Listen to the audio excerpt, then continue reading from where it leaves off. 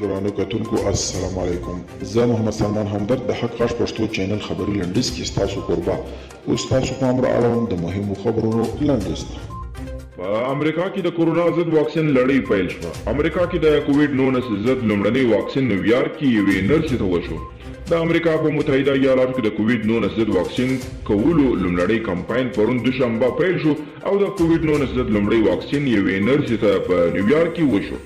د فایزر او بایو انټیک میلیونونه ډوزو واکسین ویشل شوی او په پام کې و چې پرون د ورځې تر پای د امریکا په وخت د 150 نورو روغتونونو ته هم دغه واکسین واستول شي.